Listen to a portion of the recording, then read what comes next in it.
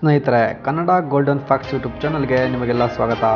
ನನ್ನ ಖಾಸಗಿ ಅಂಗಕ್ಕೆ ಹೊಡೆಯುತ್ತಿದ್ದ ಎಂದು ಆರೋಪಿಸಿದ ನಟಿ. ಆ ನಟಿ ಬೇರೆ ಯಾರೋ ಅಲ್ಲ ಸ್ನೇಹಿತರೆ, ಫ್ಲೋರಾ ಸೈನಿ. 1999ರಲ್ಲಿ ಫ್ಲೋರಾ ಸೈನಿ ಬಣ್ಣದ ಲೋಕಕ್ಕೆ ಕಾಲಿಟ್ಟರು.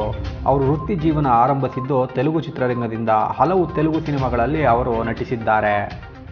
ಬರೀ ತೆಲುಗು ಸಿನಿಮಾ ಮಾತ್ರವಲ್ಲ ಸ್ನೇಹಿತರೆ, ಕೋದಂಡರಾಮ ಹಾಗೂ ನಮ್ಮಣ್ಣ ಸೇರಿ ಹಲವು ಕನ್ನಡ ಸಿನಿಮಾಗಳಲ್ಲಿ ನಟಿಸಿದ ಫ್ಲೋರಾ ಸೈನಿ ಅವರು ಈಗ ಸುದ್ದಿಯಲ್ಲಿದ್ದಾರೆ. 14 ತಿಂಗಳ ಕಾಲ ಅವರು ನಿರ್ಮಾಪಕ ಗೌರಂಗ್ ಜೊತೆ ರಿಲೇಷನ್ಶಿಪ್ನಲ್ಲಿದ್ದರು.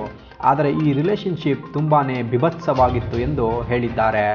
1999ರಿಂದ ಚಿತ್ರರಂಗದಲ್ಲಿ ಆಕ್ಟಿವ್ ಆಗಿರುವ ಫ್ಲೋರಾ ಈ ವಿಚಾರದ ಬಗ್ಗೆ ಮಾತನಾಡಿದ್ದಾರೆ. ಸದ್ಯ ಅವರ ಹೇಳಿಕೆ ಸಾಕಷ್ಟು ಚರ್ಚೆ ಹುಟ್ಟುಹಾಕಿದೆ. 1999ರಲ್ಲಿ ಫ್ಲೋರಾ ಸೈನಿ ಬಣ್ಣದ ಲೋಕಕ್ಕೆ ಕಾಲಿಟ್ಟರು. ಅವರ ವೃತ್ತಿ ಜೀವನ ಆರಂಭಿಸಿದ್ದು ತೆಲುಗು ಚಿತ್ರರಂಗದಿಂದ.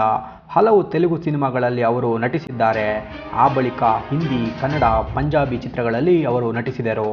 ಈಗಲೂ ಫ್ಲೋರಾ ಅವರು ಸಿನಿಮಾ ರಂಗದಲ್ಲಿ ತೊಡಗಿಸಿಕೊಂಡಿದ್ದಾರೆ. ಈಗ ಅವರು ತಮ್ಮ ರಿಲೇಷನ್ಶಿಪ್ ಬಗ್ಗೆ ಮಾತನಾಡಿದ್ದಾರೆ.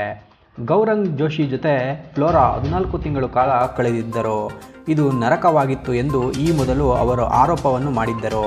ಈಗ ಹೆಸರನ್ನು ಉಲ್ಲೇಖ ಮಾಡದೆ ಅವರು ಈ ಬಗ್ಗೆ ಹೇಳಿಕೊಂಡಿದ್ದಾರೆ. ನಾನು ಖ್ಯಾತ ನಿರ್ಮಾಪಕನ ಜೊತೆ ಪ್ರೀತಿಯಲ್ಲಿದ್ದೆ. ಆರಂಭದಲ್ಲಿ ಎಲ್ಲವೂ ಚೆನ್ನಾಗಿತ್ತು. ಆದರೆ ಕೆಲವೇ ದಿನಗಳಲ್ಲಿ ಅದು ನಿಂದನಾತ್ಮಕ ಸಂಬಂಧವಾಗಿ ಬದಲಾಯಿತು ಎಂದು ಹೇಳಿದ್ದಾರೆ. ಆತ ನನ್ನ ಮುಖ ಹಾಗೂ ಖಾಸಗಿ ಭಾಗಕ್ಕೆ ಹೊಡೆಯುತ್ತಿದ್ದ, ನನ್ನ ಮೊಬೈಲ್ ಕಸಿದುಕೊಳ್ಳುತ್ತಿದ್ದ, ನನ್ನನ್ನು ಸಿನಿಮಾ ರಂಗದಿಂದ ದೂರ ಇಡಲು ಪ್ರಯತ್ನಿಸಿದ. 14 ತಿಂಗಳ ಕಾಲ ನಾನು ಯಾರ ಜೊತೆಯೂ ಮಾತನಾಡದಂತೆ ನೋಡಿಕೊಂಡ. ಒಂದು ದಿನ ಆತ ನನ್ನ ಹೊಟ್ಟೆಯ ಮೇಲೆ ಹೊಡೆದ. ನಾನು ಓಡಿ ಬಂದೆ ಎಂದಿದ್ದಾರೆ ಫ್ಲೋರಾ ಸೈನಿ. ಹೀಗೆ ಅವನಿಂದ ತಪ್ಪಿಸಿಕೊಂಡು ಓಡಿ ಬಂದ ಫ್ಲೋರಾ ಪಾಲಕರ ಜೊತೆ ವಾಸ ಮಾಡೋಕೆ ಆರಂಭಿಸಿದರು.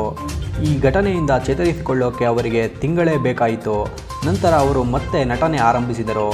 ಎಲ್ಲದರಿಂದ ಚೇತರಿಸಿಕೊಳ್ಳಲು ಸಾಕಷ್ಟು ಸಮಯ ಬೇಕಾಯಿತು. ಆದರೆ ನಾನು ಈಗ ಖುಷಿಯಾಗಿದ್ದೇನೆ, ನನಗೆ ಪ್ರೀತಿಯೂ ಸಿಕ್ಕಿದೆ ಎಂದು ಅವರು ಸ್ವತಃ ಹೇಳಿದ್ದಾರೆ. ಏನೇ ಆಗಲಿ ಸ್ನೇಹಿತರೆ, ಒಬ್ಬ ಖ್ಯಾತ ನಟಿಗೆ ಹೀಗಾದರೆ ಸಾಮಾನ್ಯ ಮಹಿಳೆಯರ ಪರಿಸ್ಥಿತಿ ಏನು ಎಂದು ಯೋಚಿಸಲೇಬೇಕು.